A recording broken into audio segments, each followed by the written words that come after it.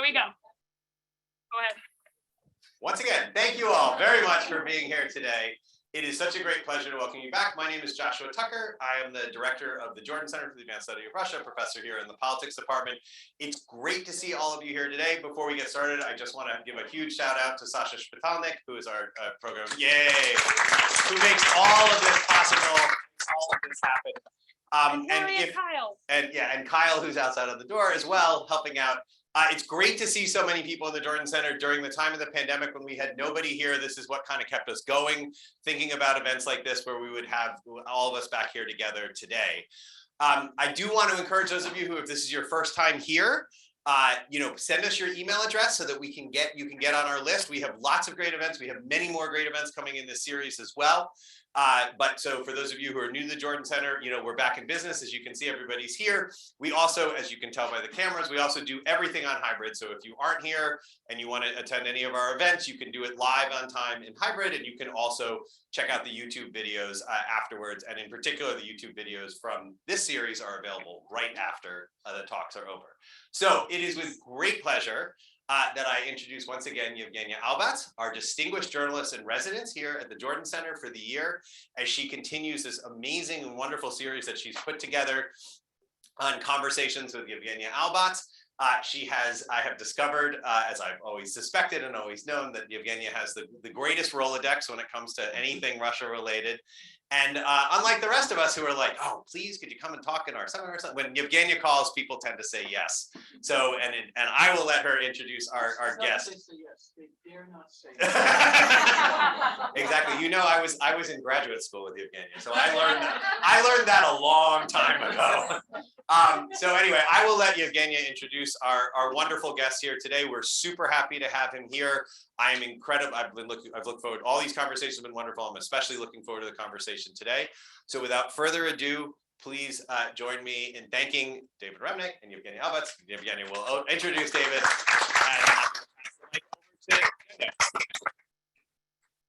Josh, thank you very much, and thank you very much to the Jordan Center and to the New York University for providing me with a shelter and for giving me this excellent office and opportunity.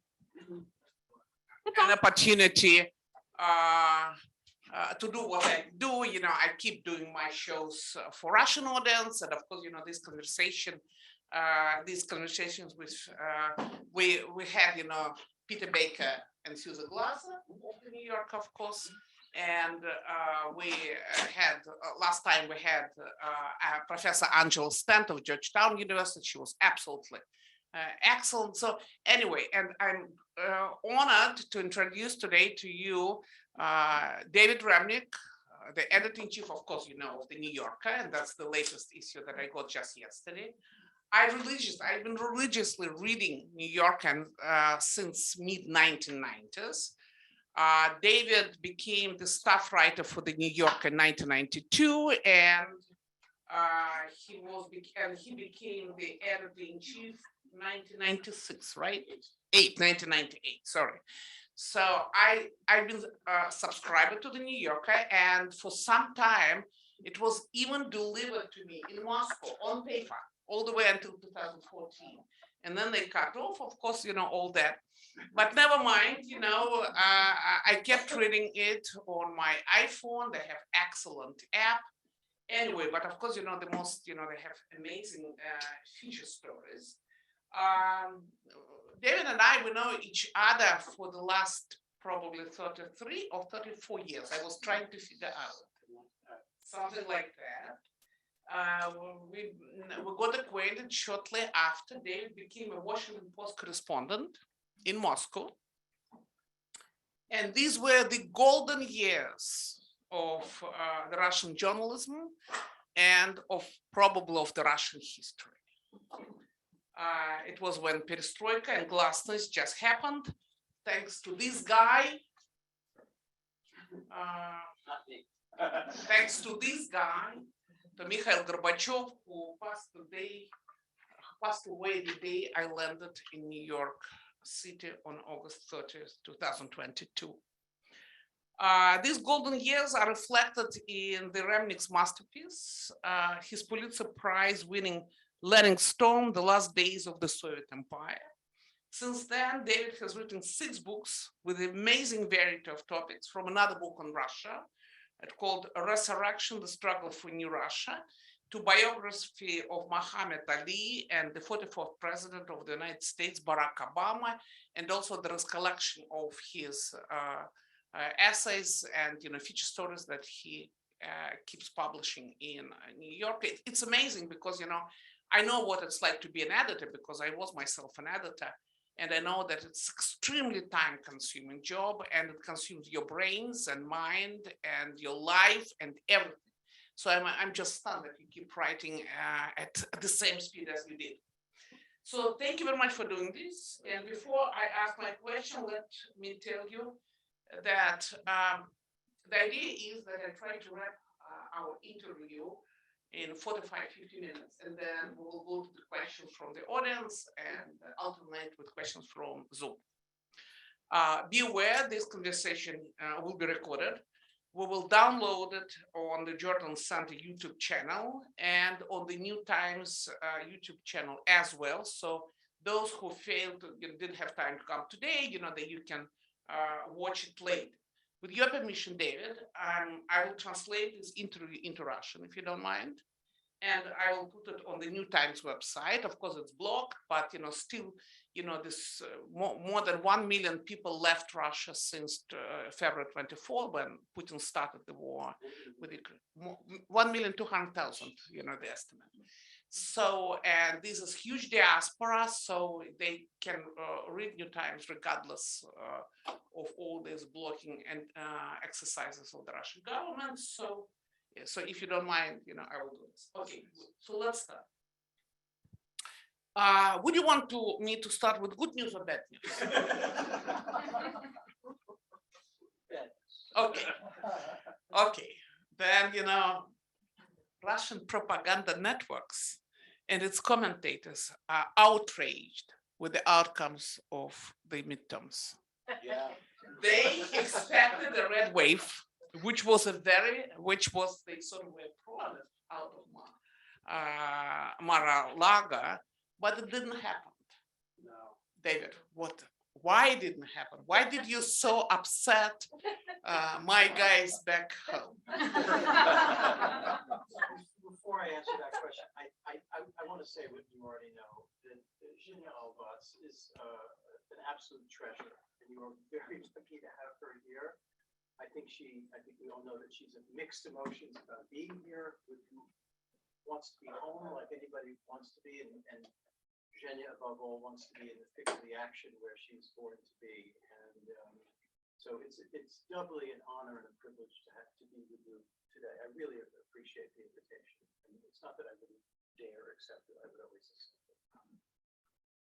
What happened at the midterms? It would be absolute nonsense to say that I or anyone else predicted this, and those who did predict it were guessing. I mean, the margins, we should remember, the margins of victory are like this.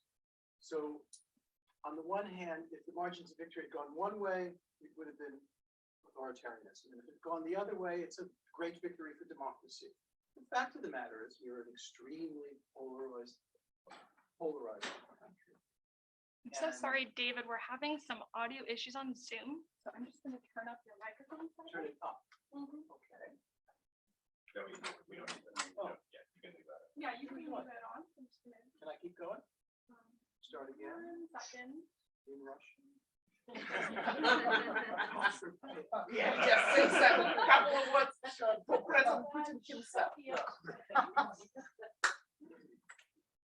Okay, you can go ahead. How was that? That one's better. Okay. I think we all know, even though we're sitting here at the red hot center of a blue state and a blue city and a undoubtedly blue university for the most part, I'm sure. One need only you don't have to travel to rural Denver or Alabama. All you have to do is go an hour outside of the city or to Long Island, and an entirely different political psychology prevails. I do think, Yevgenia, the one clear failure, the one clear loser of the election is Donald Trump. Oh, absolutely. Why I'm not that much upset? Well, you'll live. And so Trump himself as an individual seems to have lost. There was the New York Post, we should not get our flowers and candy for this, but it's very clear that Rupert Murdoch has turned on Donald Trump after 6 years of, full-throated support. I noticed that the morning after the midterm elections, look, where's Trump? Where's the elections? There it is. Florida man makes announcement. And God forbid that I credit Rupert Murdoch or his staff with any wit, but that's pretty funny. And then on the inside page, there was just one small column as if some clown had lost the city council race in the suburbs somewhere. It was quite brilliant. On the other hand, the Wall Street Journal covered it in the expected way, which was full-throated. I really, so that's Trump, and his speech felt, like old times, and people were tired of it. And even in Mar-a-Lago, people were trying to get out of the room. They had to block the door to not let people out the back of Mar-a-Lago. That's why Ivanka Trump never made it to the Ivanka Trump never went in the first place. But again, bully for her. She was right next to him for 4 years. And okay. The question is, has Trumpism dissipated?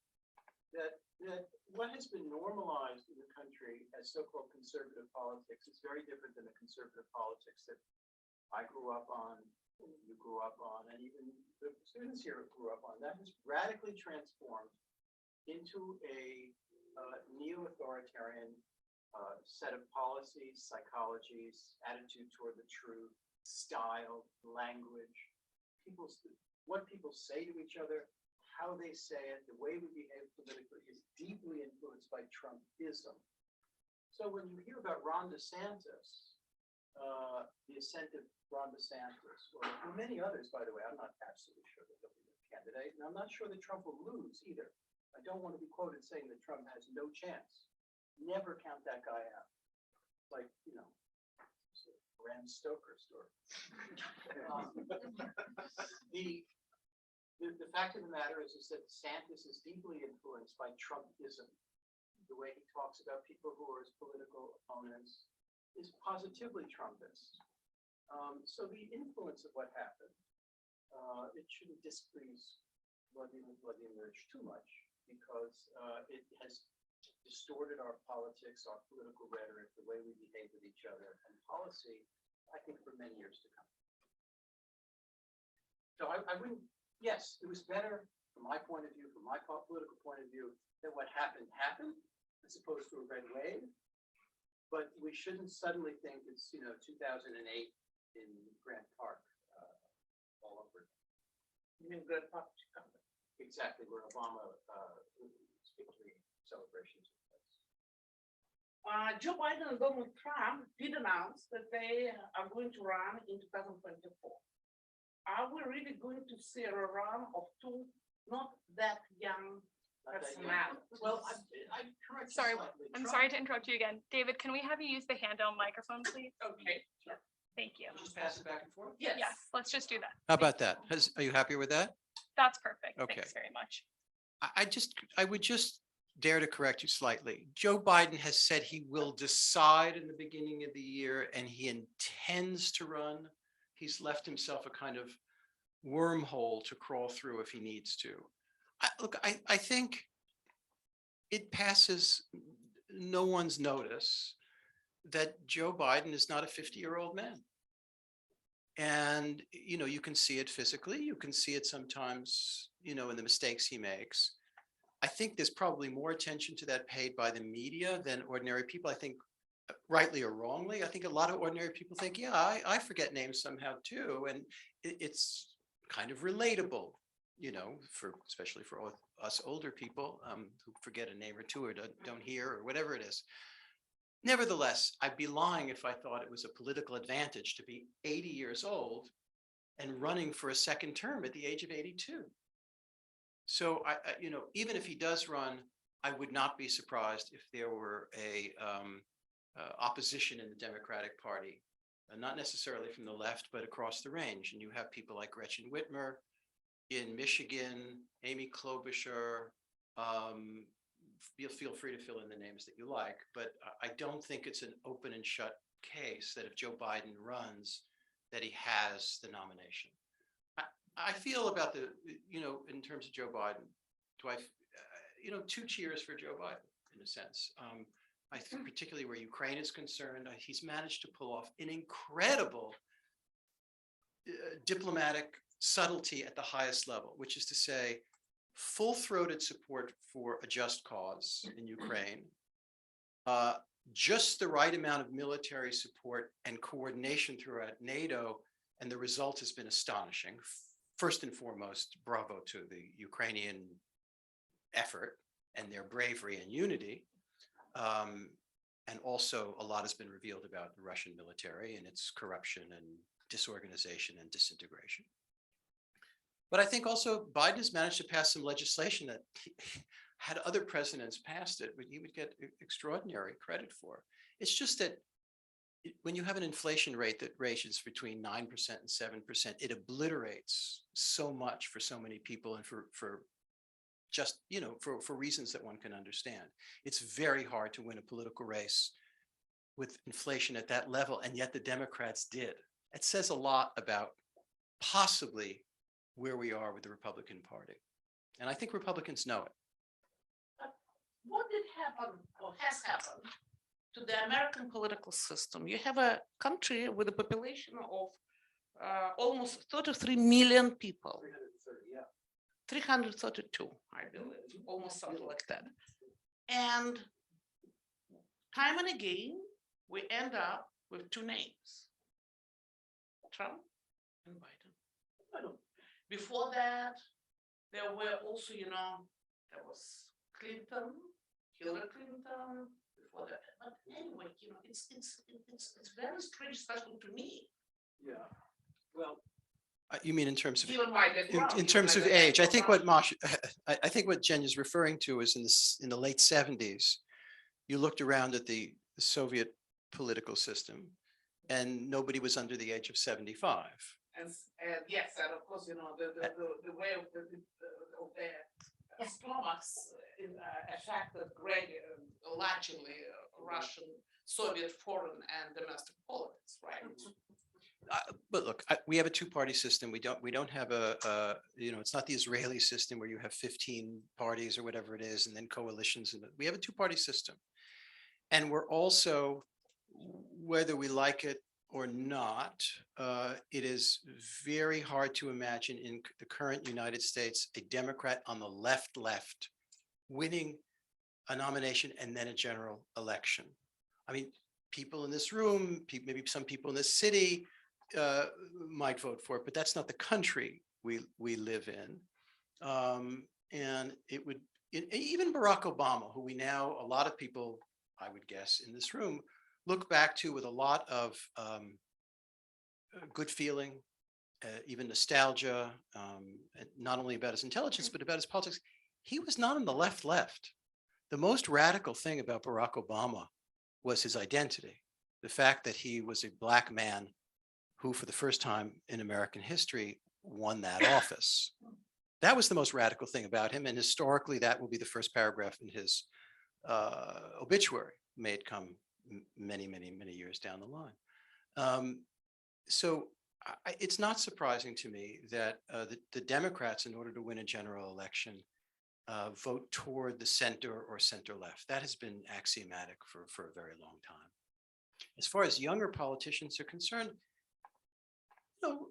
Gretchen Whitmer is not an unflawed candidate, but she's not old. Amy Klobuchar is not old.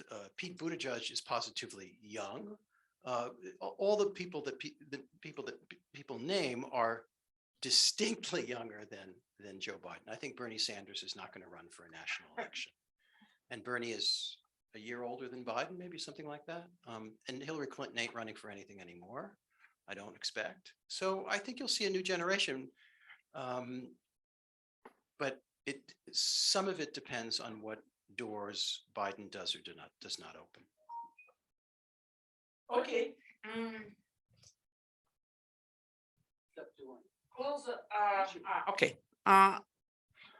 you mentioned, that President Biden has made an amazing job in terms of supporting Ukraine, when we all of a sudden, you and I will remember, probably, in the same, with the same horror, this day of February 24th, 4 o'clock in the morning, 4 o'clock in the morning. That's when the Nazi invaded Soviet Union. So Putin chose 4 o'clock in the morning to announce his war against Ukraine, an invasion of Russian troops in Ukraine. Were you shocked, surprised? Did you expect this to happen? By that time, no. I think it's very hard to imagine Putin sending, how many was it? 150,000 troops, tanks, all of it, and surrounding, and then not doing anything, or doing something very slight or minor. What would he be?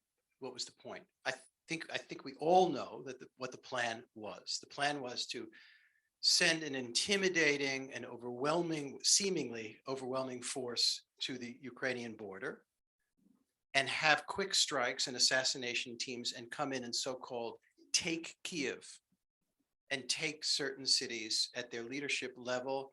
And in his mind, Ukraine would collapse. Zelensky would end up either dead or across the border in Russia.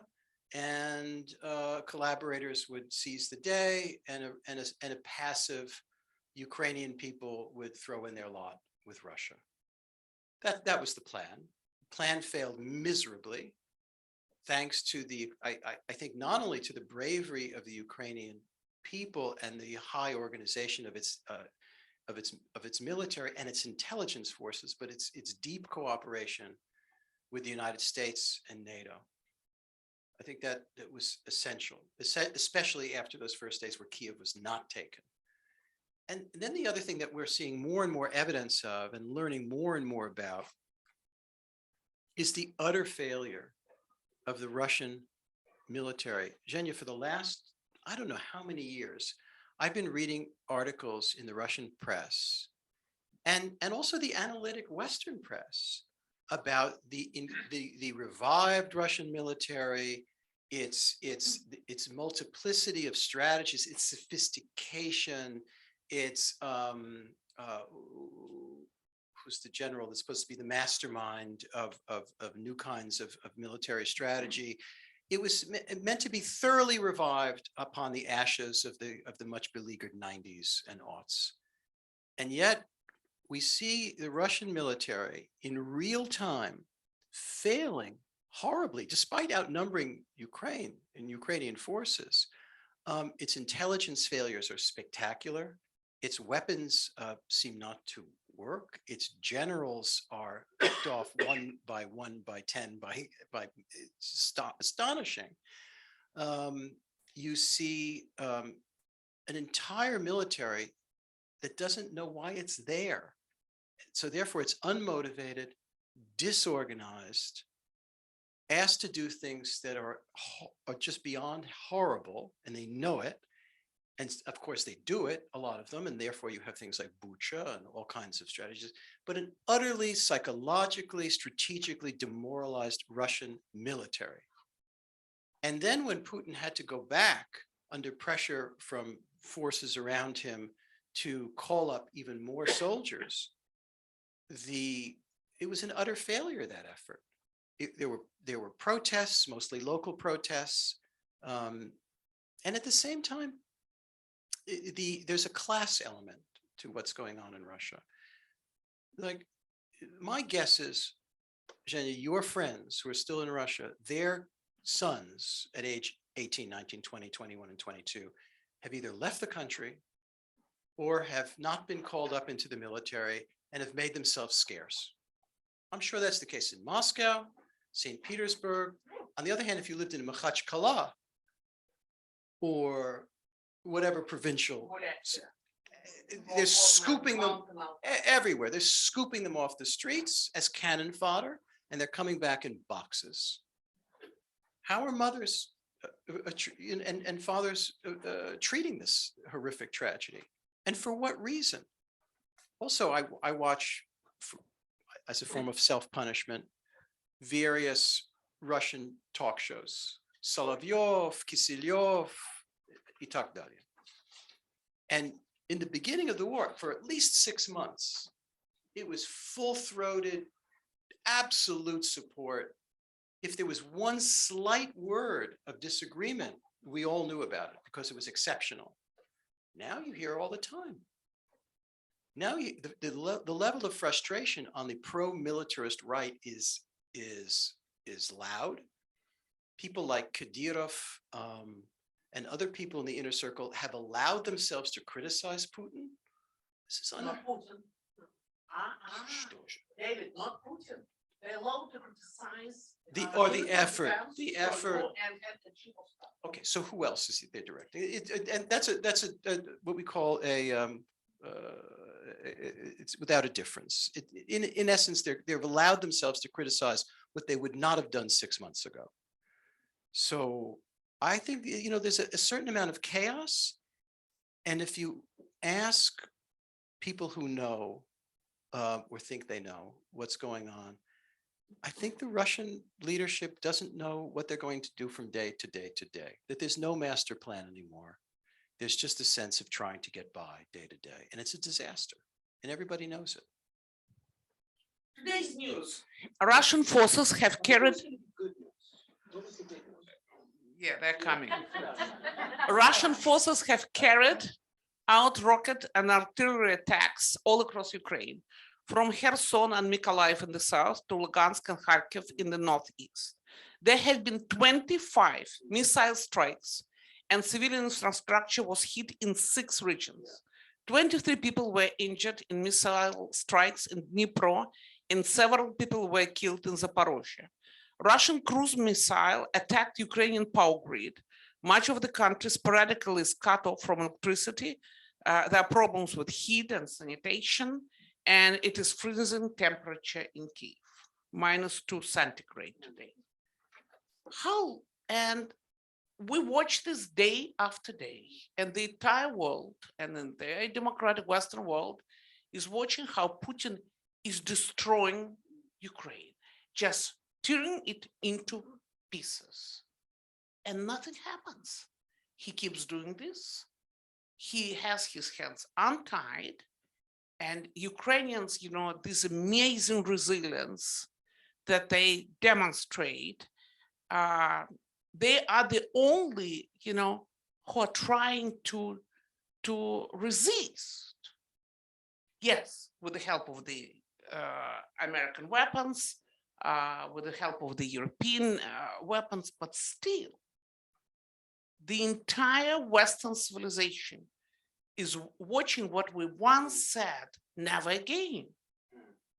And it happens again and again and again. And here I should say what I say each time when we talk about this awful war that my country, and I'm citizen of the Russian Federation, conducts against Ukraine. I'm ashamed of what is going on.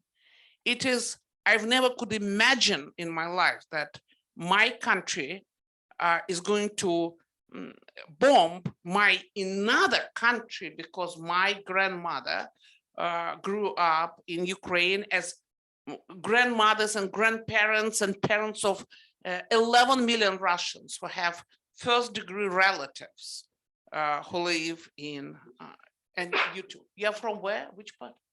Here. Right. And mine from Derashny. Okay, it's close to Khmelnytsky. Anyway, so my question is, how long it can go like that?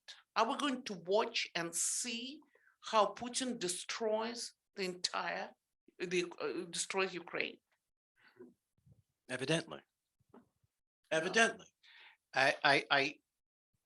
forgot to say when I was praising Biden in the beginning of this, the key element of the strategy was both positive and negative.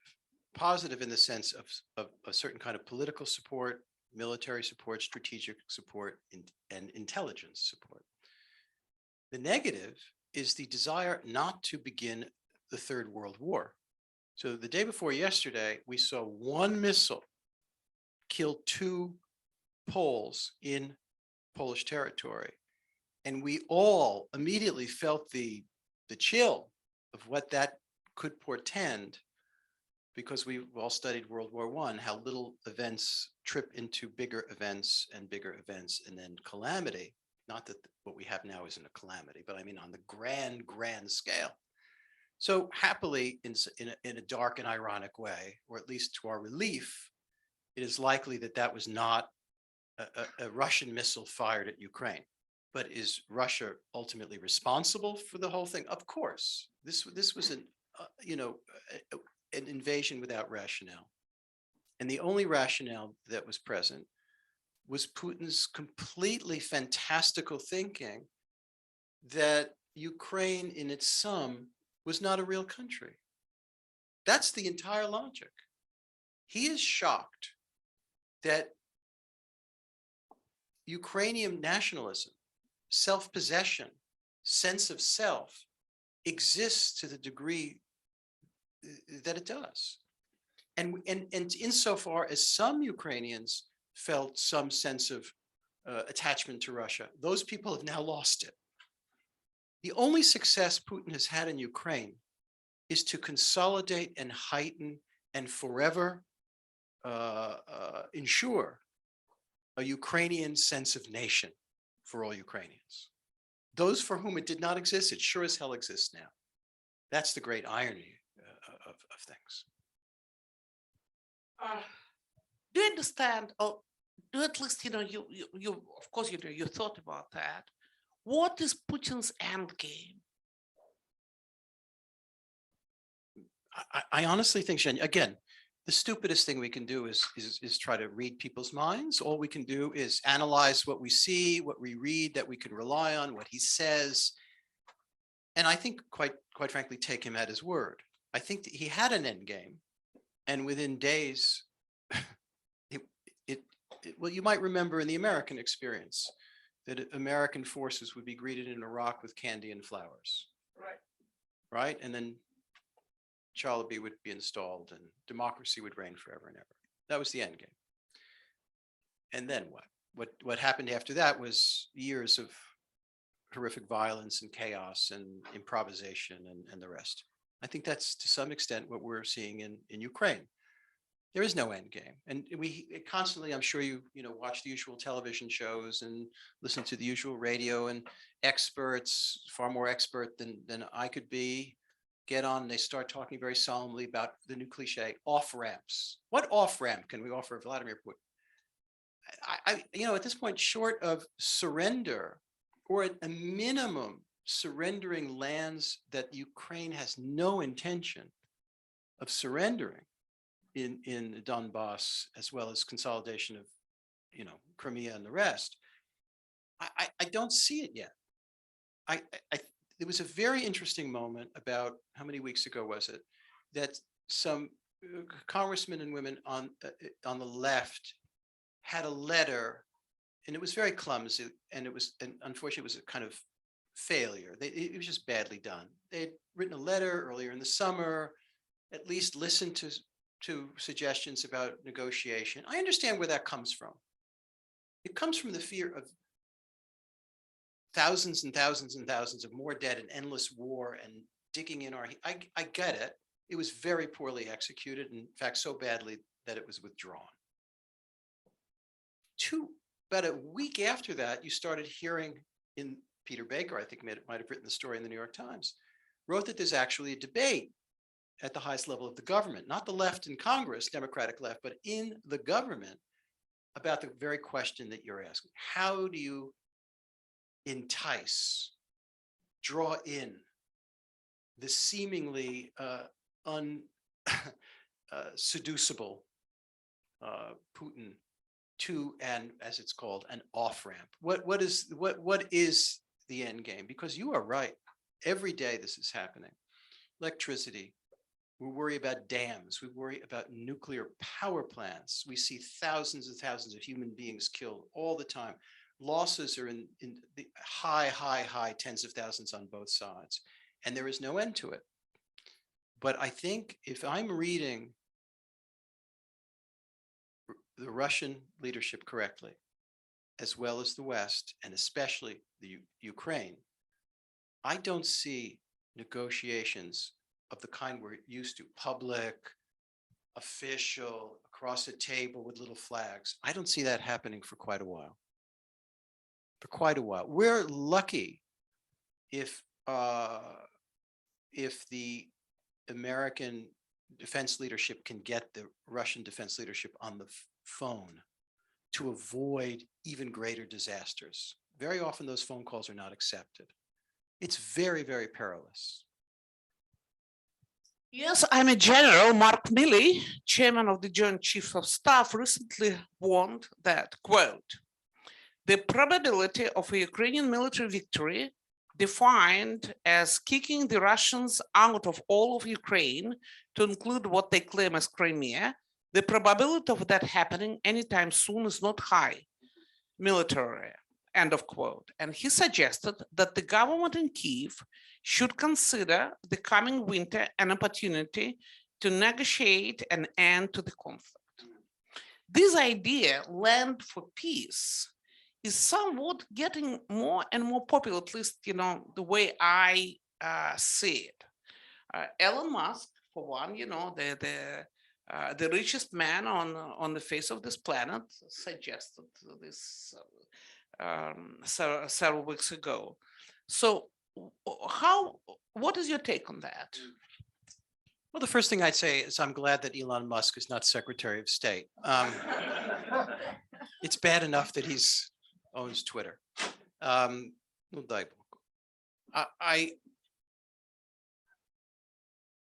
Okay.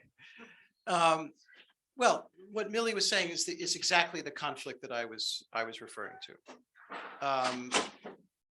The point is, if you are Zelensky and his leadership and the Ukrainian people, and you are witness to, not from afar, not from thousands of miles away, but in your village, people being shot in the back of the head with their hands tied behind their back, people being raped, atrocities carried out on a daily basis, rocket fire coming in, the lights being shut off.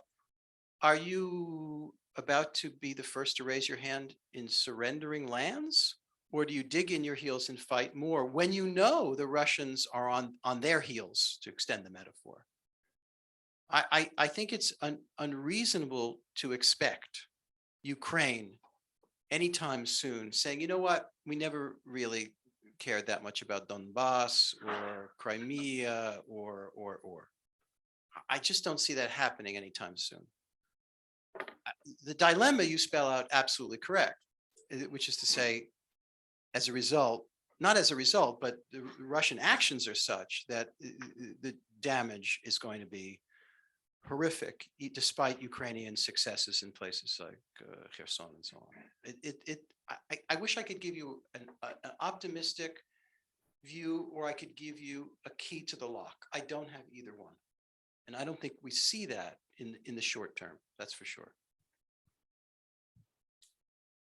David, you know us. You spent so much time in the Soviet Union and in Russia. Time and again, you were returning back to Moscow. And we were, tell me, what happened to my country? Why my fellow citizens do what I'm serious about that? It is extremely painful, When Putin started this war, each morning I was waking up in Moscow and I was reading news from Ukraine and I was crying. And I know we talked with my friend Mickey Birdie with the Moscow Times, that she was crying too.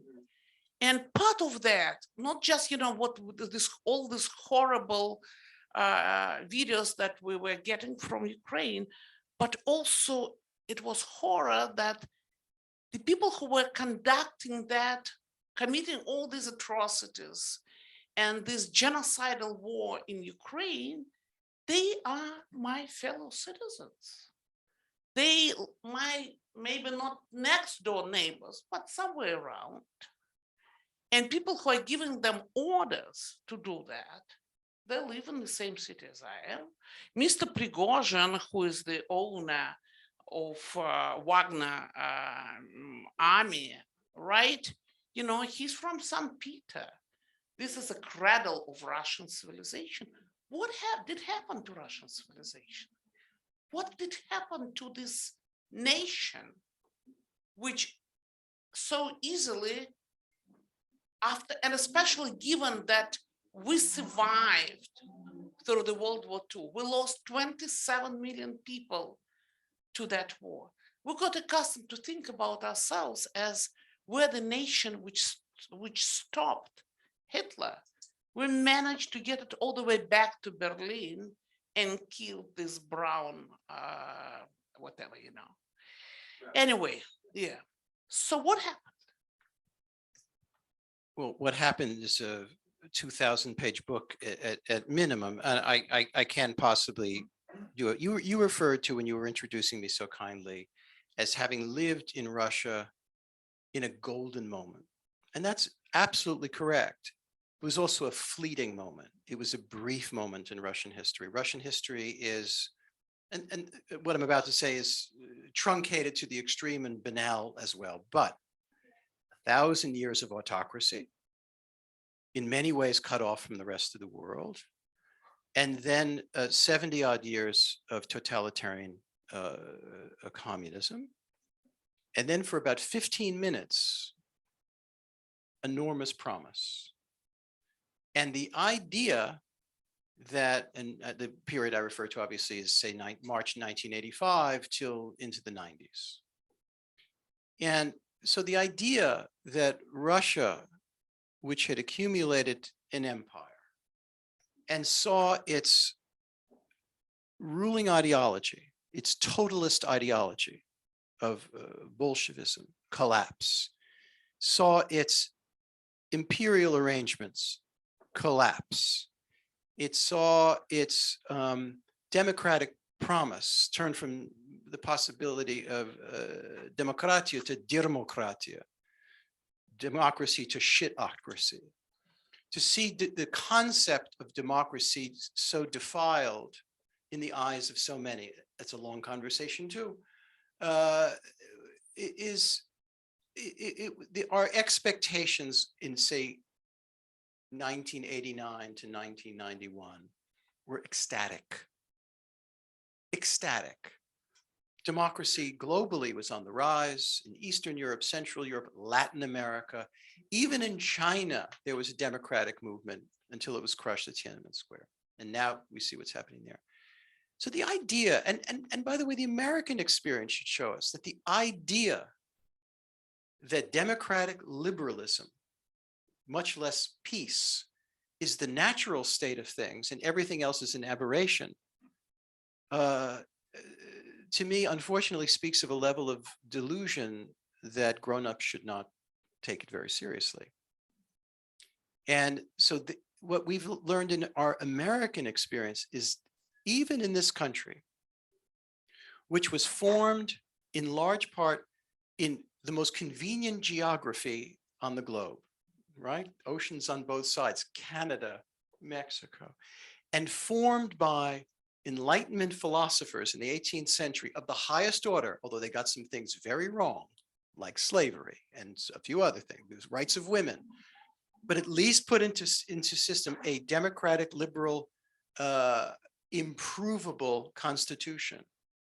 Even here, our injustices and godforsaken wars abroad have been, well, to be studied for the rest of our days. So our expectations from 1989 to 1991 were ecstatic. They're understandable. I don't regret them.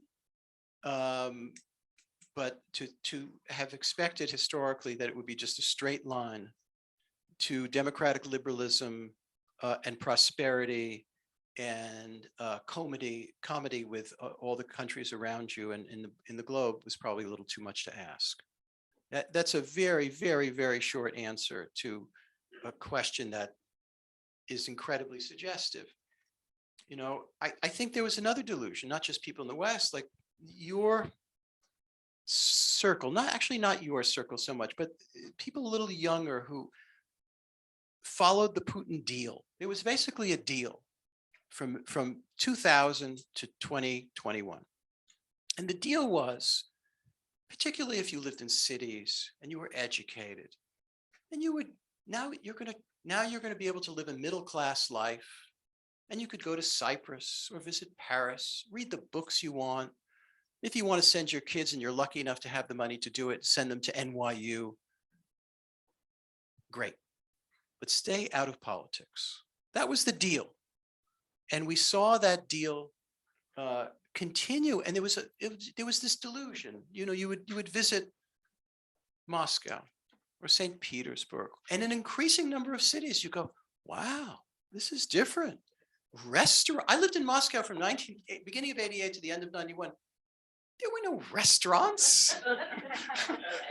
There were sort of shitty hotel restaurants, and it would take 6 years to get out of there. It was like Pizza Hut and McDonald's. Oh my God, there was one McDonald's or something like that. And you know, then I'd go in the 90s, it was like, oh, there's like nightlife and style and, you know, young people, and people went to decent dentists all of a sudden. And there was a hospital that if you had enough money, you could go, etc. There was this illusion of a cosmopolitan European life in certain cities for a certain class, many of them now gone. That deal is over. That, and what I worry about is that for the Russian side, I worry most of all about Ukraine and lives and all the damage that's going on there, which is just beyond horrific. I worry that the repercussions of this war for Russia, for Russians, better to say, yes, Putin may die, he may be overthrown. I don't know what, I just frankly don't care, because, you know, to some extent, it's not like he's going to get overthrown by Navalny. The threat to him at this point is probably on the right in the short term. My concern is that Russia's isolation, its resentment, its fury will be greater than we've ever known, and that the ramifications and the ramifications for Russia economically, culturally, politically, and in terms of its future will long outlast even our memory of the war itself. And that is the responsibility of, and on the shoulders, I'm afraid, of one person. Last week, there was a big conference of academics who study my part of the world, Eastern Europe, Eurasia, and Russia in particular. One of the sessions was titled, quote, "Decolonizing and Decentering Russian Studies." It is Russian studies.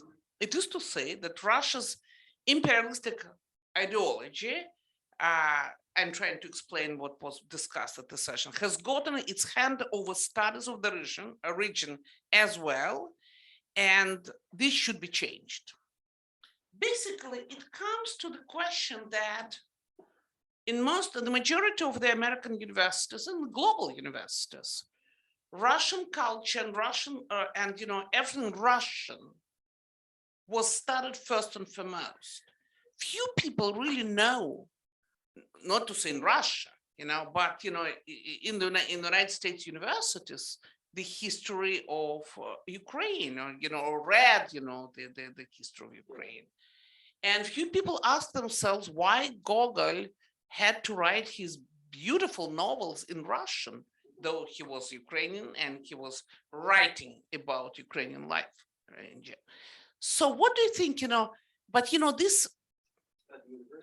not the universities, this whole notion of decolonizing Russian studies, some would say that it can go as far as canceling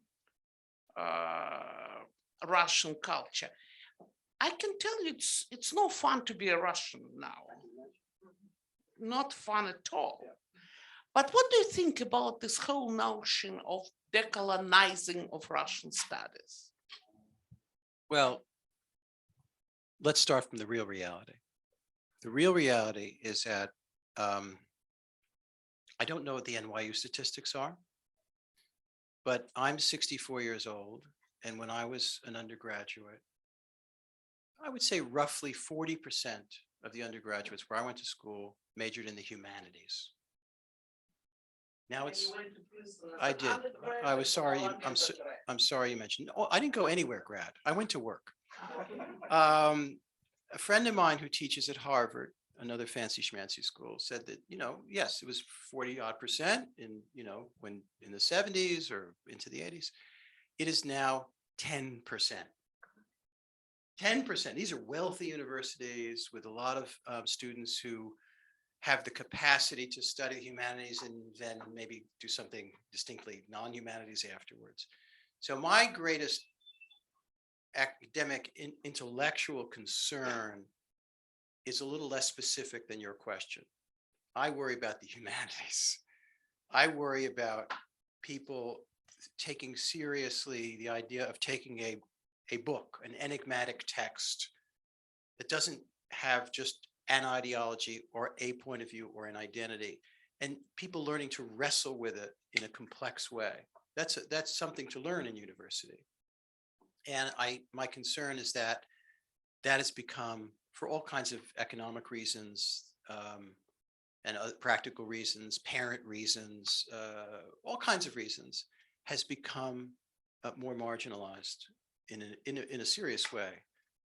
So I'm only, if somebody comes to, NYU and comes to study with you, and even has the discussion you're talking about Russian history as opposed to imperial history, I'm grateful that discussion is happening. First of all, I'm not deep enough in this subject to engage the argument. There are reasons Gogol wrote in Russian as opposed to Ukrainian, and there are all kinds of arguments about Ukrainian identity and vis-a-vis Russia, and it's a very long history that we needn't get into because I'm certainly not a master of it. But I'm concerned more with this, and maybe this is particular to the United States, and it is not the case in Russia. I worry about the diminution bit by bit of humanistic study in college and universities. Returning back to our topic, major topic, the US chief of CIA and the former US ambassador to Moscow, Bill Burns, yes, you know him, and met in Ankara, Turkey, with his Russian counterpart, Vitaly Naryshkin, the head of the Russian intelligence Esquire. Gossip has it that they negotiated a prison exchange of American prisoners sitting in Russian penal colonies for the Russian guys in the US prisons. Today, Alexei Navalny, who is in the maximum security prison, was sentenced to even tougher one, a super maximum security or administrative maximum prison. It is a control unit prison.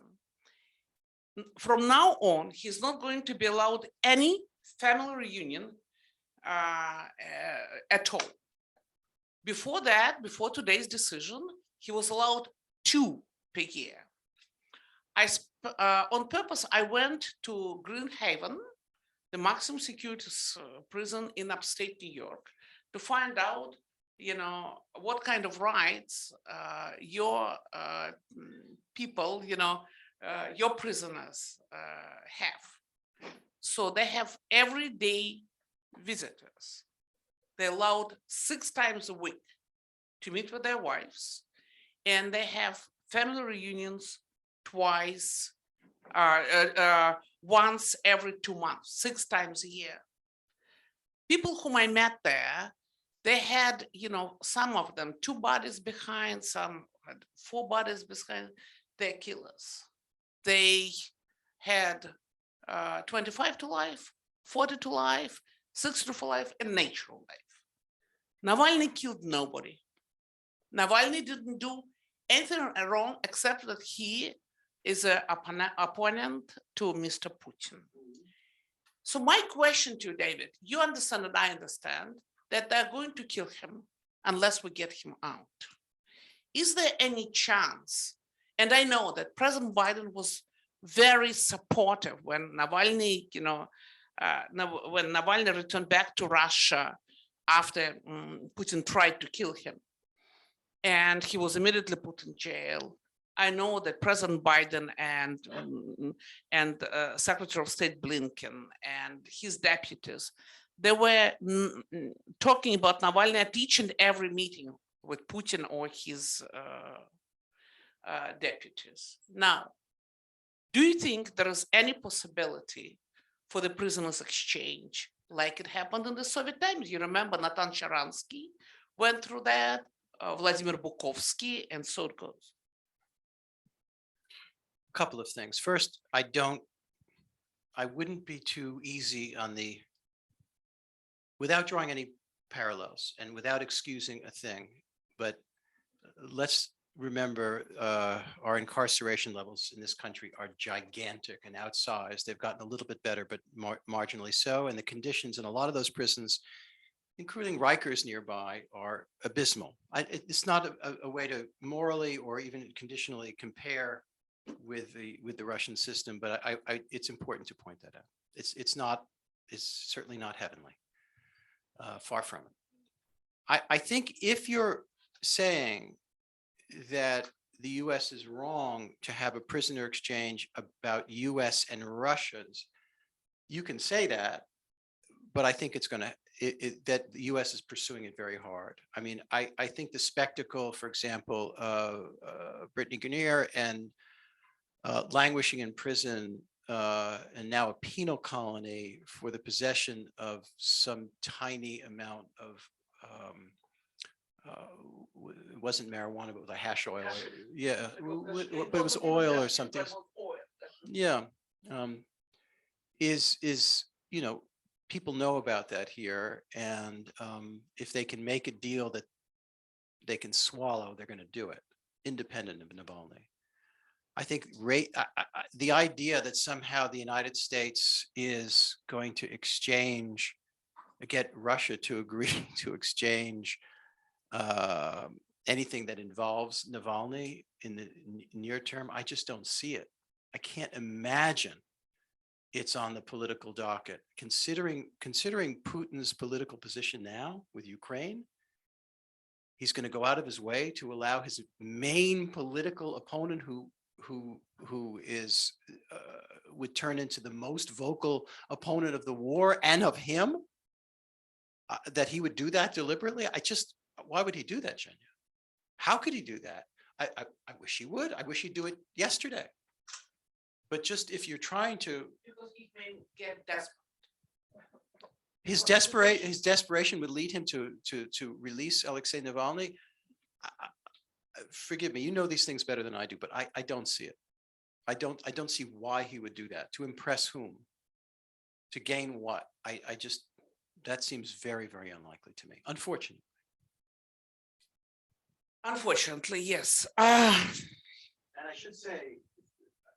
I should say, for those of you who don't know this, Yevgenia is very close, not only a close friend of Navalny's, but an extremely loyal friend who's visited him repeatedly and helped him immeasurably and asks no thanks for it. And so it's faster for me to say it than Yevgenia herself.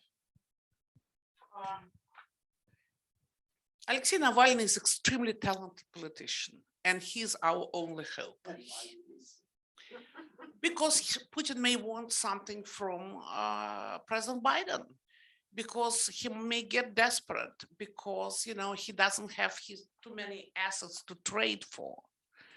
So this is awful. Okay. As I said at the beginning, I religiously read the New Yorker and do it both on paper and on my iPhone. And this is my subscriptions, of course. So, only in the New Yorker can you get dumb jokes like that, right? Is there a red wave? No, there wasn't. No. No, I'm kidding. But Barry Bourne is a kind of genius political cartoonist. God love him. You have a great app on iPhone, and whenever, when I couldn't have access to the paper magazine, I read it, of course, on my computer and my iPhone, etc. But I wonder immediately when I got back to the States, I resumed, my paper edition, We're old-fashioned. But my question to you, how long do you think you will be able to come out on paper? The answer to that depends not on you or me, it depends on you. It depends on you. In other words, we will be there for the audiences where they want us, right? I have to say, as somebody my age or what, I do think this is a pretty good technology. I think the phone is also a good technology and laptop is a good technology. I don't think broadsheet newspapers in the modern world is a great technology. And the market is telling me that I'm right. I don't go down the subway. I see this on the subway quite often. I never anymore see this. No one. You probably don't even know how to do it. I mean, it's the whole part, you know. Nobody under 40 knows how to do that. And why should they?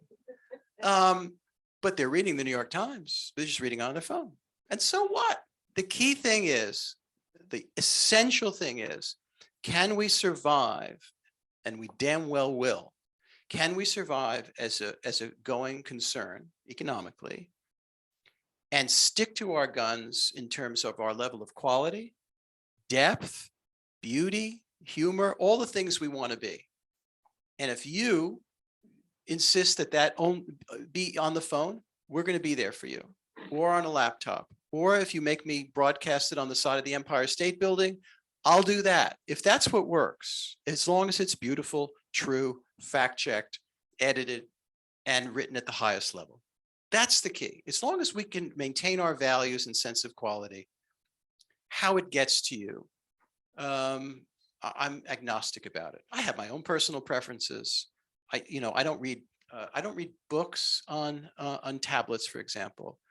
Although I'm starting to see the virtue in it, because if I'm reading in bed, it's like, if I'm reading a big fat book, it's like weightlifting. So it's probably stupid. So I can change. But,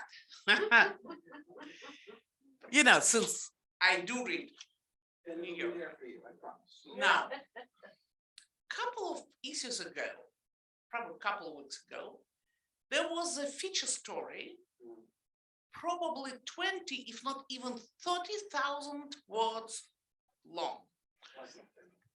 Less.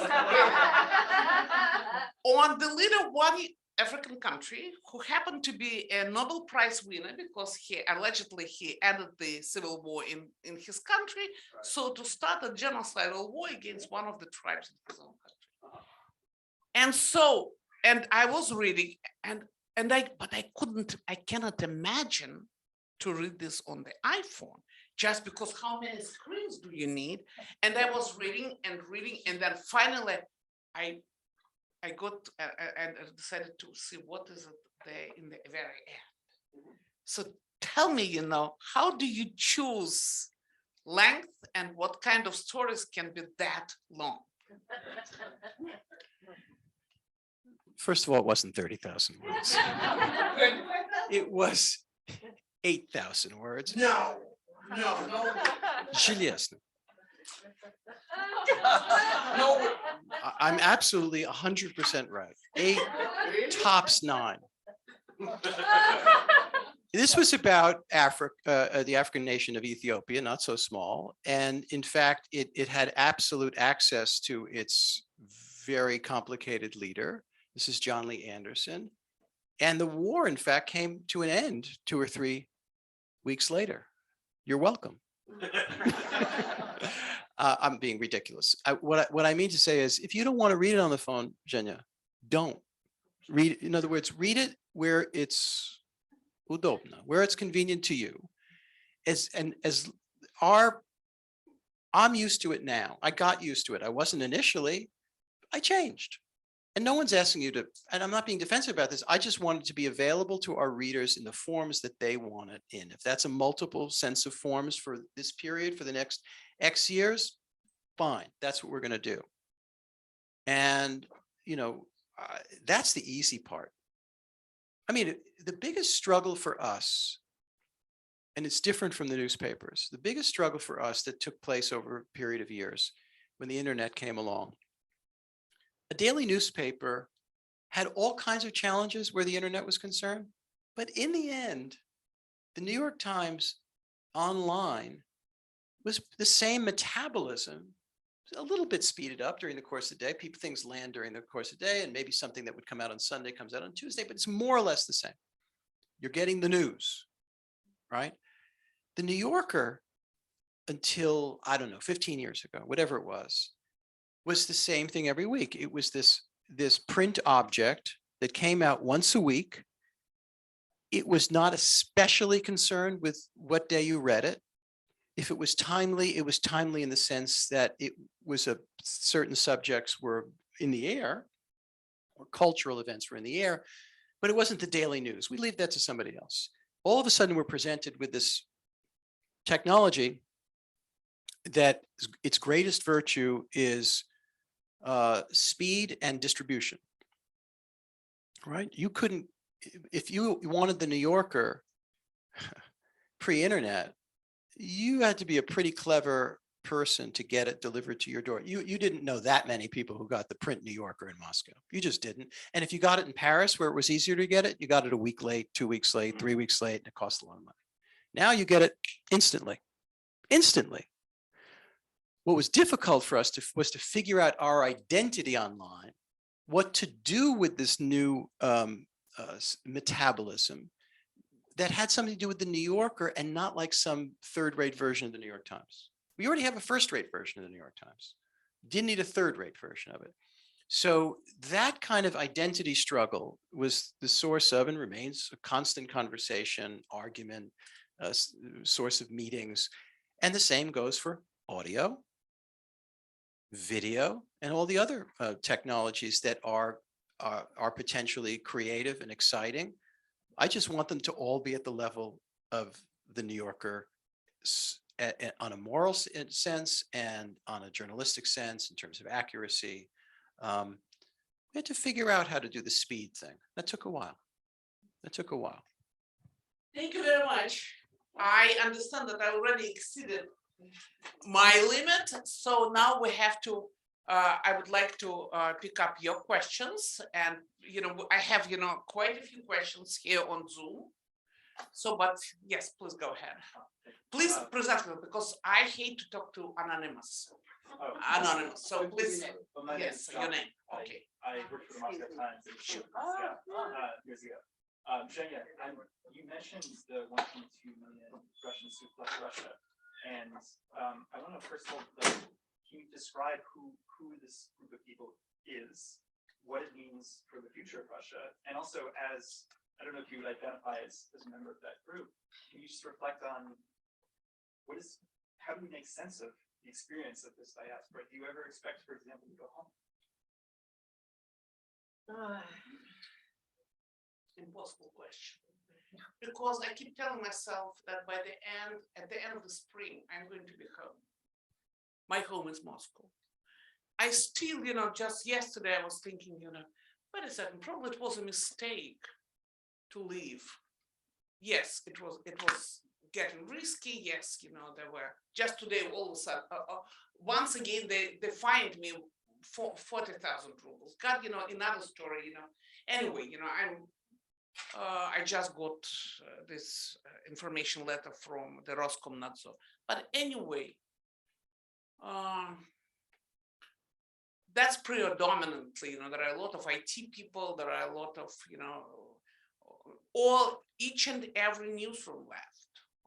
But by the way, not just Russian newsroom. When the war started, New York Times left, Sky News left, BBC left, Washington Post left, everybody left. Yes, Joshua, but Joshua was reporting from the front line. But but he moved to Ukraine and he reported from the front line. Right. Right. I had Joshua on my talk show from Moscow. Yes. That's the estimate, of course, There are a lot of journalists are in Riga and in Vilnius, that Baltic republics, and it's Lithuania and Latvia, some of them in Estonia. A lot of people move to Kazakhstan, Georgia, and Armenia because they don't require visa, and now Europe pretty much closed doors for Russians because they're afraid. And, it's understandable given the history of those republics. But anyway, still, I'm not sure that, I have a couple of people who are still writing for the New Times out of Russia. There was one, my columnist, Andrei Kolesnikov, who doesn't censor himself, and he's still in Moscow. And of course, I'm terrified each time I put his column on the website or I have him on my YouTube show. So it's hard to make sense of that, because to be honest with you, I've been many times to the United States. I went to school here, many times I was back and forth. But I always knew that half a year from now, 9 months from now, a year from now, I'm going to be back home. And now I don't. And that's why I keep telling myself, end of May, hopefully I will go back. I just have to think about that. Besides, don't forget, I have my friends who are sitting in jails. Alexei Navalny is a friend of mine. Ilya Yashin. Just yesterday, I wrote to him, big letter analyzing the American elections, because all of them, they're so interested the way it happens here. And Vladimir Karamurza, who is facing treason charges, it's 20 years, and Mikhail Krieger, and Alexander Gorin, etc., etc., etc. So, but anyway, that's not my show. That's David's show. Please ask him questions. Okay, go ahead. Yes, please. Please, yes. Can I ask a question each? No, don't ask me questions, please. Please, these are. Okay, so then the question I would ask you is, so what do you think would constitute an adequate public discussion in the serious American press about the risks of nuclear escalation attending our involvement in this conflict? I think we're having it. Anytime you say the word conversation and risks of nuclear accident, it sounds insane because it's so unthinkable. We've had nuclear accidents. We see the ramifications of them. You're referring to nuclear weapons. The risks of the escalation to a nuclear exchange. I think, aren't we having that?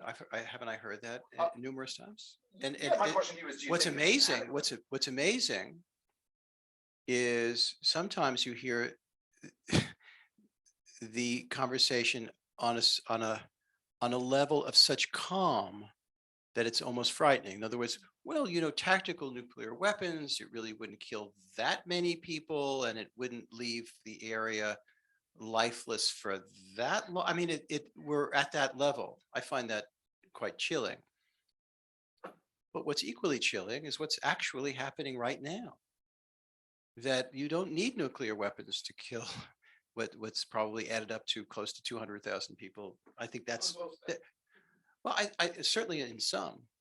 So I think we've had, unless I'm wrong, unless I'm missing something, it seems to me that conversation is being had. No? You think not? I mean, rather hear what you think about, not so much about the risks. How do we think clearly? I think the risk is that you're dealing with somebody who's utterly unpredictable, and this has proved his unpredictability and his recklessness and sense of unmitigated cruelty over and over again.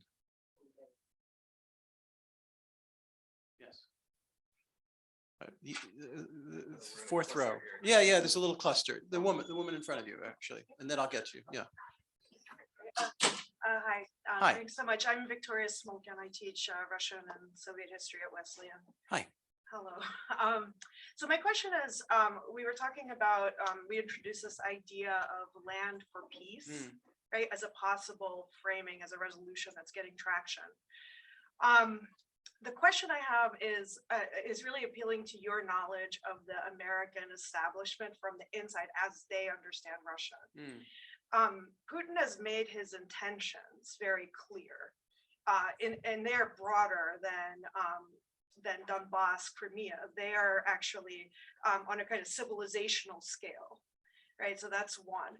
And so I guess the question And moreover, Putin is not a trustworthy interlocutor at this point.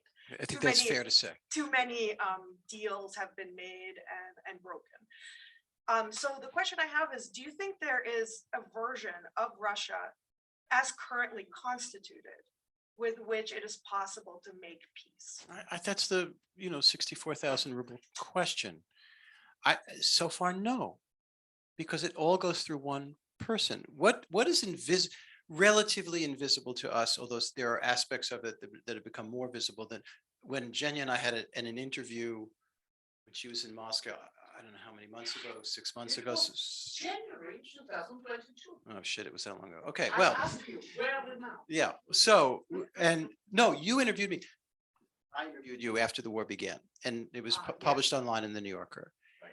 And this is this sense of mystery. You know the expression, "Those who don't know speak, and those who know don't speak."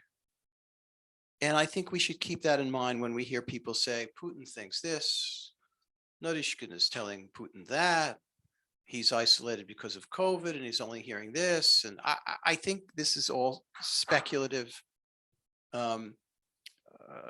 information, accent on the quote marks in the air.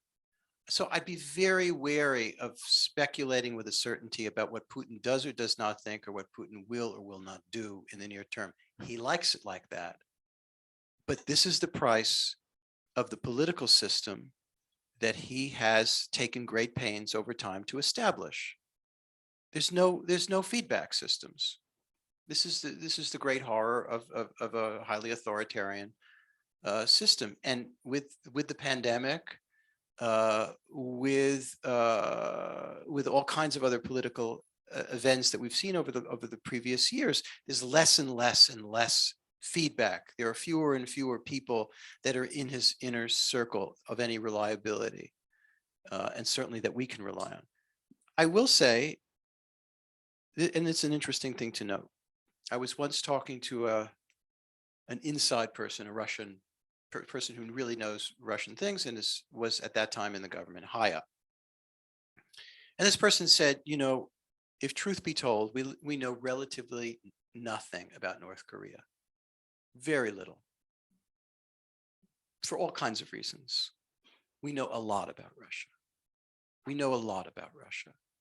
So American intelligence, Western intelligence was pretty good at predicting the war. You know that saga. And you know the interplay with Ukraine as well, which was complicated.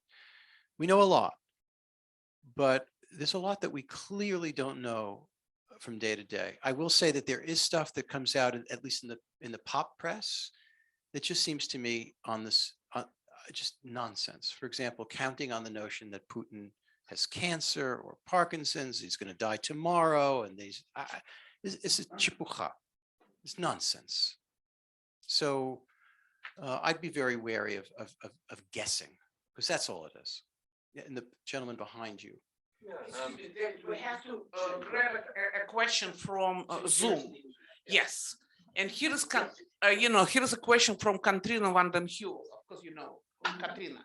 Oh, Katrina van Heuvel. Yes, The Nation, and also she's a widow of the former who was a professor here at NYU. So she asks, who are Nina Andreeva has? Nina Andreeva's has. We have to explain. That's here. I'm sorry. Yes. So in the so-called golden era, there was in 1988, a letter appeared as if by magic in a newspaper called Sovietskaya Rossiya, which was thought to be more traditionalist, shall we say, less liberal than some of the other, and certainly was not like Moscow News or Literaturная Gazeta at that time, although these things have changed, a lot of them. The letter appeared in Sovietskaya Rossiya called I Will Not Betray Principles, I think was the headline. And it was a conservative or even neo-Stalinist rebuke of Gorbachev-ism. And it clearly had sponsors in the Politburo and Central Committee leadership that sanctioned the publication of this letter that was written by a Communist Party loyalist and teacher named Nina Andreeva, who lived at that time in what was then called Leningrad. It was my great fortune to, because, you know, I'm not that smart, but I'm a reporter. So I just got on a train and I knocked on the door of this woman, Nina Andreeva, and there she was. And we spent all the time in the world together. Good cook, I must say. For a neo-Stalinist. No one's perfect. But this episode exposed for the first time the rifts in the Communist Party leadership. And it was thought that Yegor Ligachev, for example, was the sponsor of this letter, and so on. I think what Katrina is asking is possibly who are the communist heirs. I don't see. I don't see that the politics of now has anything to do with communist ideology. Nina Andreeva was a full-throated, I experienced it firsthand, full-throated communist ideological loyalist. That's who she was.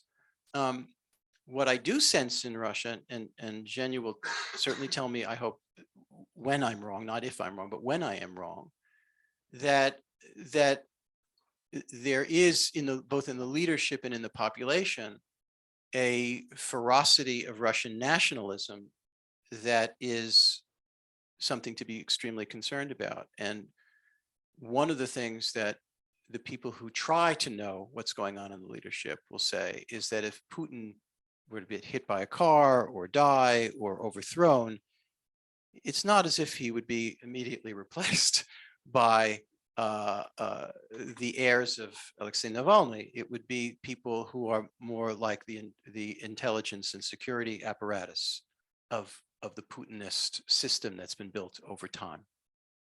I hope, Katrina, that answers your question, and if not, I'm sure we'll talk about it later. Yeah. There is another question that, since we had already a couple from the audience, would you suggest that the war in Ukraine, and we agree, would you suggest that the war in Ukraine will shake or strengthen the political regime inside Russia?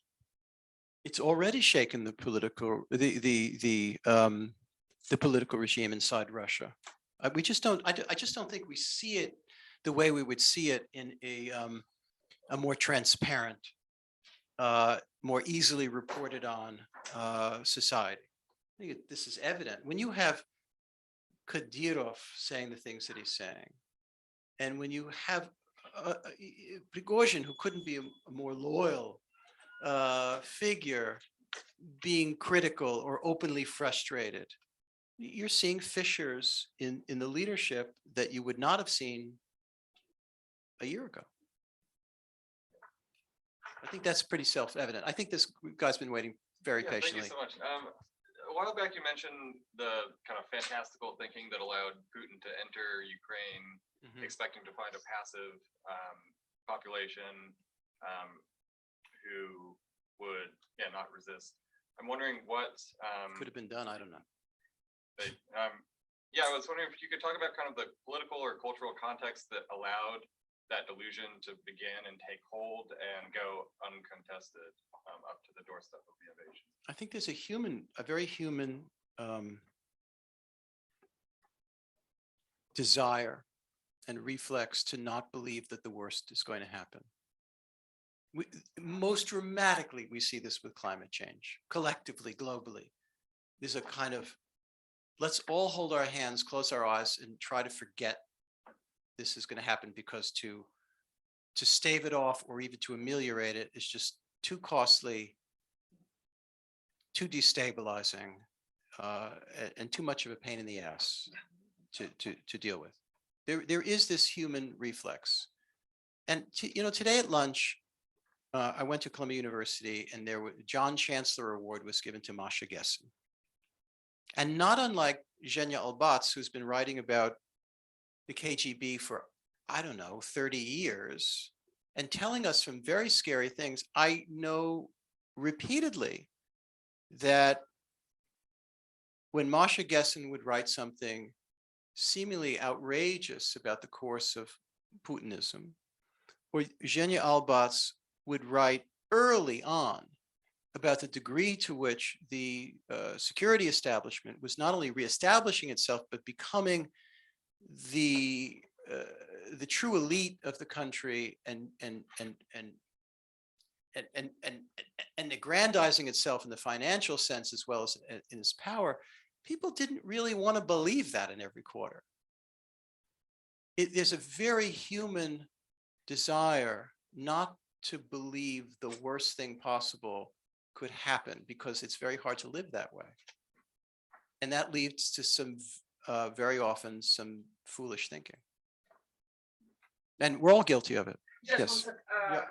David, there is a question now from Zoom, and there is Catherine Fitzpatrick, great translator. She was translator of my book, by the way. Is Russian from Russian into English? She's a great translator. Is Russian civil society worth saving, given it could not stop or effectively protest the war in Ukraine? She also says, does it mean to hope in such figures as Marina Syanikova or Alexei Venediktov, if those such as Alexei Navalny remain in jail? Well, this gets to what we were talking about before, that civil society in Russia sat alongside of authoritarian Russia. That was the condition, I think, of the last years, which was so, in many ways, unique and new and comfortable and dangerous. So on the one hand, you had Dost and Echo Moskvy, New Times, restaurants, cool jobs, traveling, the internet, all kinds of things that signaled that life was now better, freer, and more prosperous if you were lucky enough to be in a certain class. And there were certain freer medias for certain audiences. Echo Moskvy was certainly freer, although it reached, I think we could argue and concede, an older audience, an older liberal audience. Dost reached a younger audience. Certain things online reached an even younger audience. That was civil society. Those were the seedlings of civil society, but it existed alongside of authoritarian, an increasingly authoritarian Putin system. It's important to say a system created around him, for him, and answerable all to him, which is a remarkable thing. So if the question is Russian civil society worth saving, given it could not stop or effectively protest the war in Ukraine, what's the alternative? What's the alternative? I think, I have any number of friends like Yevgenia who are here, the expression here but not here. They're here, their asses are in the chair, but their minds are elsewhere 3/4 of the day. They want to go home, just as I would want to go home.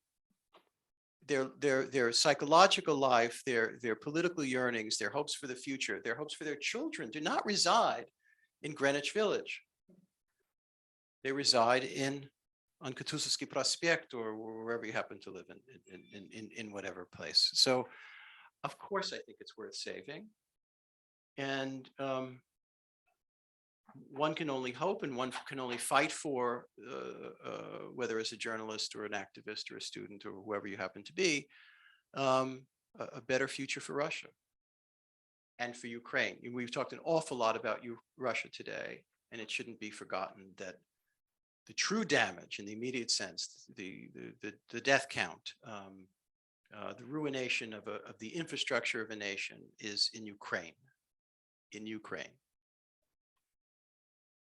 Yeah. Hi, my name is Maud. I'm a grad student of IR here at NYU. Hi, Maud. Hi. As a person under 40, I really enjoy the New York Times Daily podcast.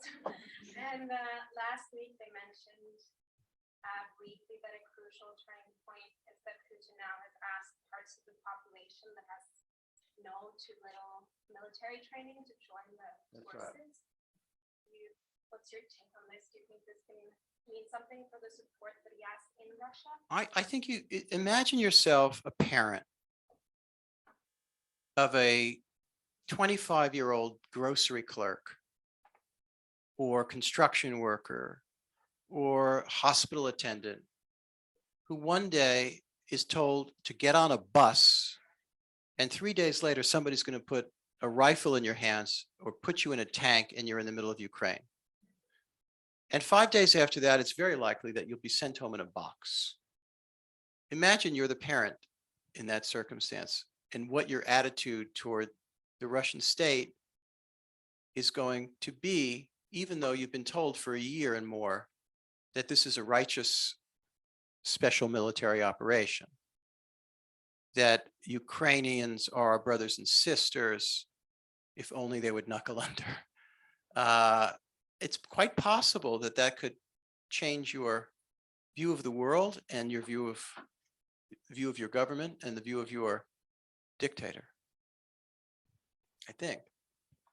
And I think we've seen that phenomenon because you have seen street demonstrations, not necessarily in Moscow, on Pushkin Square or on Nevsky Prospect, but you've seen them in provincial towns and cities.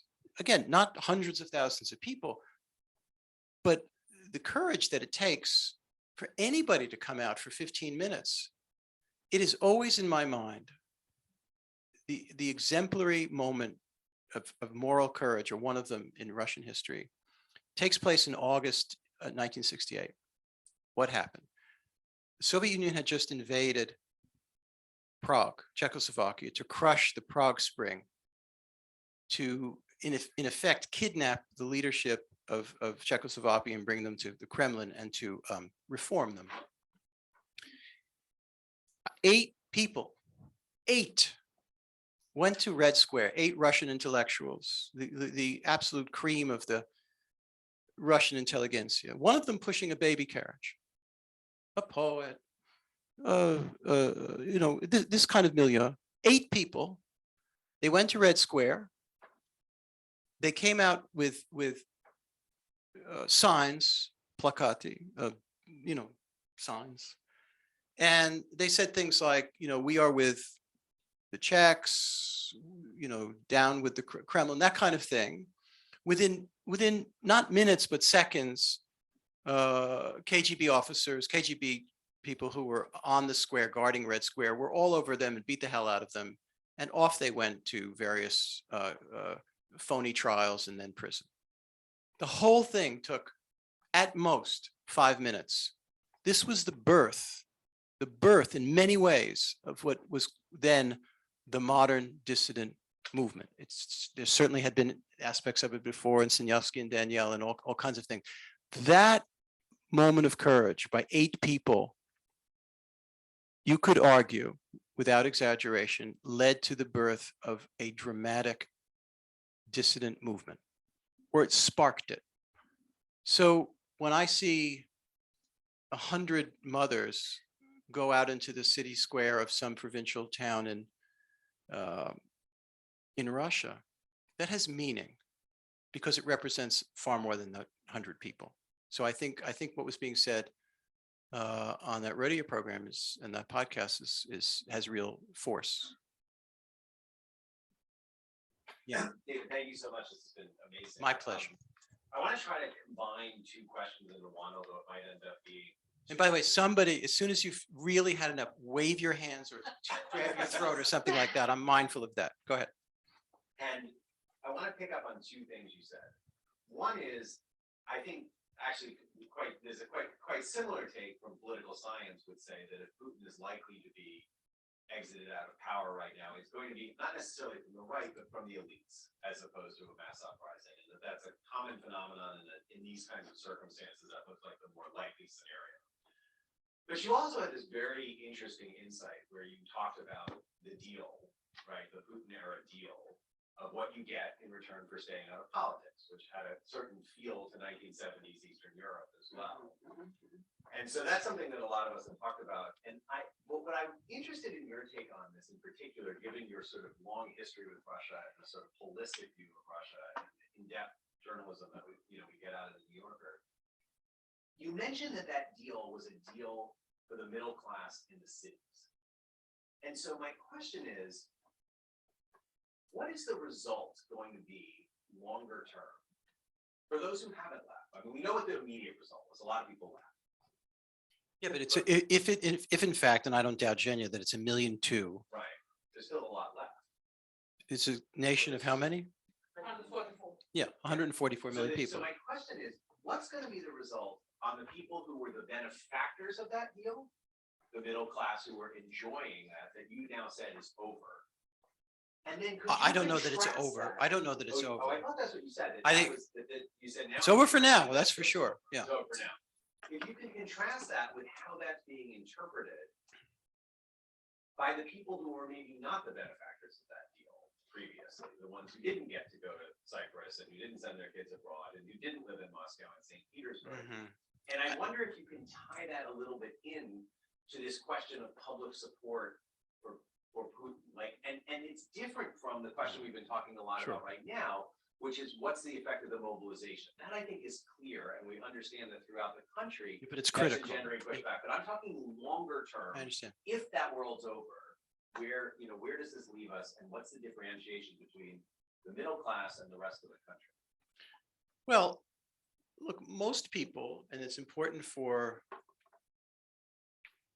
a lot of us, myself very much included, are to remember that most people don't follow politics in an intense way all the time. So even in this country, with all its flaws, a free press, the numbers of people who watch MSNBC, CNN, and even Fox are minuscule. The New York Times is right now on a great ride of explosion in terms of its subscription base, and it's going to get out the party hats when it reaches 10 million. But again, we're in a country of 330 million people. Most people, not everybody, follows news and the details of these things as intensely as possible. And while there was no red wave, in the elections here, it is still true that things like inflation, the ability to fill up your gas tank, safety in schools and on the streets, however you want to argue about these issues, these so-called kitchen table issues are essential. Not everybody in 1970 was arguing about the war in Vietnam. There were other issues. There was a life that went on for many people. But that was the days when there was not a professional army and the war came home. You remember these films that you'd see, like The Deer Hunter, for example, where the war would come home to a small town in, I believe, rural Pennsylvania, and it had an explosive effect, but it took time. It didn't happen right away. And the war is clearly coming home in Russia, even inside of a year. And so the effects, I think, are seismic. We're not talking about everybody worried about restaurants or the ability to read, Vasily Grossman or even listen to Yevgenia Albats on Echo Moskvy. Thank you for putting me Yeah. as a sample. Absolutely. I've seen Vasily Grossman as a genius. You're not so bad yourself. And so, but the war comes home in different ways. The way it's coming home in the provinces is that reality is starting to seep past these propagandistic systems that are in place. The truth is getting there. I'm not saying it's all there. And I think to live inside of a unfree land like Russia, where the media is concerned, is something that we can't imagine. It's really hard to imagine where all of television is saying one thing, where the internet is affected even, and that's the hardest thing to control.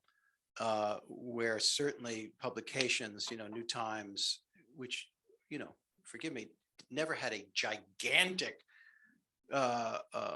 circulation, but nor did Echo Moskvy have a gigantic listenership either. But to have that eliminated and have the so-called debate shows on state television be everybody saying the same thing. I don't think that's imaginable for us. As banal as some of our media is, as flawed as some of our media is, that kind of system is very hard for us to imagine what it's like to live inside of. So to see that penetrated and to see the cracks in the wall of this because of the realities of the war is significant.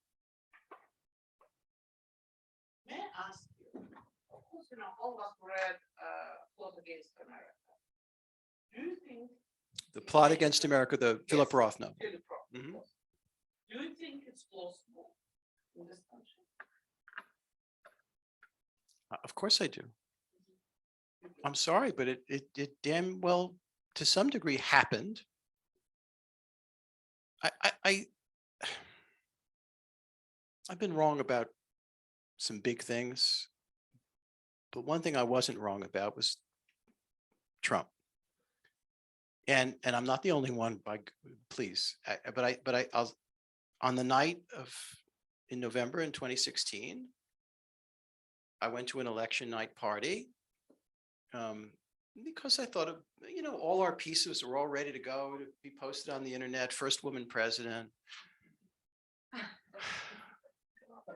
And like an idiot, we hadn't prepared the alternative the way you would normally would. And at around 9 o'clock Eastern Standard Time, things started to go a very different way. And I had an adult beverage or so, and I happened to have a laptop with me. I rarely do.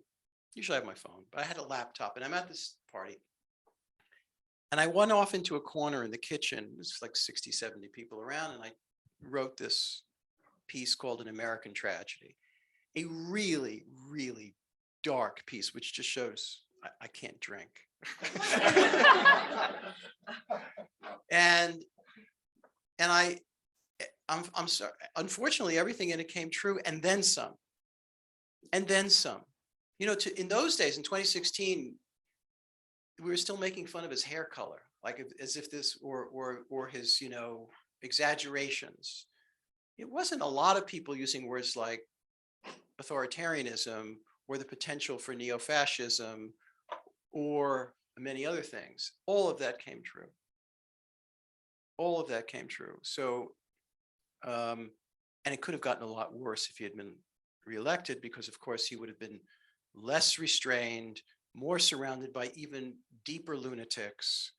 And who knows where it could have gone. Right, but So can it happen? Yes. Democracy is incredibly fragile. It can also be exploited. History has shown us that over and over again. But in the universe of the Plot Against America, Trump was get reelected. He was doomed to get reelected. Yeah. So how really was the margin so great? How many votes, how many popular votes did Biden win by? A couple of million? Yeah. The population of Queen, 7 million. Okay, population of New York City, less than. It's significant, but if there hadn't been a pandemic, maybe it would have gone a different way. In other words, we live in history. We don't live we live with existential questions around us about democracy, about the air we breathe and the earth we walk on. These are extraordinarily consequential issues, and they can go either way. They can go either way. History proves that. It gets me to the question that, once again, we come back to the golden years of Russian and probably world history, because it was the end of the Cold War, and it was like we all felt like we're going to have this happy life ahead of us, and all our dreams are going to come true. The end course, of we were young, it's true. the end of history. Yes, we were young. The end of history, right? The great success, the victory of liberals. Since you paid so much money to get in, I do want to assure you that good things can happen too, right? I mean, it is possible that the poison of Trumpism can be flushed out. I mean, in 2008, a lot of voters who voted for Trump voted for Barack Obama, and twice. He won in Ohio, where I mean, he won in unexpected places. A African-American liberal of immense talent, political talent, won the popular vote and the electoral vote by significant margins. So I wouldn't rule out possibility either. The problem is that Trump, which may have been in many ways a reaction to the Obama years, ripped open and exposed some of the worst tendencies in American life and American history, which never really go away, but he made them all the worse. And Trumpism is exploiting them as well. How about, this is the last question, or I'm gonna be, you guys will be dead. Yeah, Just pertaining to your last comment, sure. last week is what it was, but there were over 150 election deniers elected to Yeah. federal office. And now the House is controlled by a party whose majority voted to not certify last year's election, essentially voting with the insurrectionists, including Mike Pence's own brother. So it seems to me maybe we're not out of the woods, or where are we now? I think you're 100% right. I think you're 100% right. I don't know what more to add to that, how many of these election deniers were sincere, or how many of them were just figured that, well, that's what I have to say in order to get this cool job, which is a lot better than being at home and selling, you know, whatever their job was before. People sell themselves cheap sometimes. And it's just a tragic truth. You know, look at Mitch McConnell. Mitch McConnell wanted two big things. He wanted right-wing judges and lower taxes. And in order to get it, for years, he sold his soul to not say anything true about Donald Trump. It's not as if he didn't know. It's not as if he didn't leak to a certain degree his contempt so that he could have it both ways. But he wanted those two things, and he wanted power above all. Well, so it's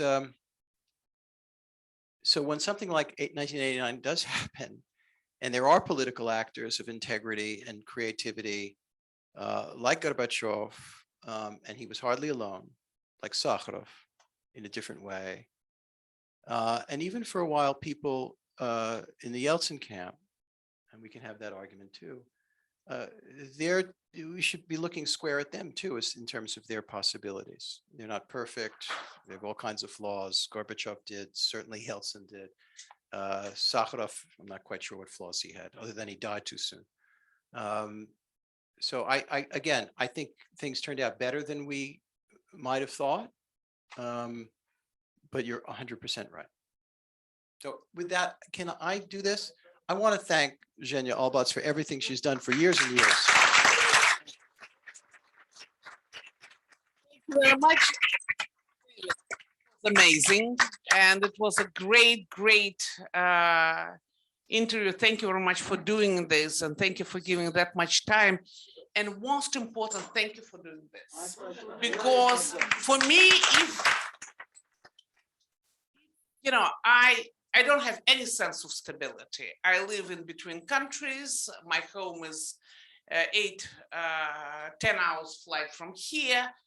But this is my sense of stability, because no matter where I am, on which continent, each week I read the New York. Thank you so much. And thank you very much all. Thank you very much all for coming. And so next series, Fiona Hill. December 7th, Fiona Hill. Nobody says no. Okay. Yeah, December 7th, everyone. I would love to. No, Jack Sullivan. I would love to interview Jack Sullivan. He's not going to say no to you. Yeah, December 7th, everybody, Thursday, December 7th. At 3 p.m. 3 p.m. Fiona Hill here, so join us. Thank you so much. Thank you.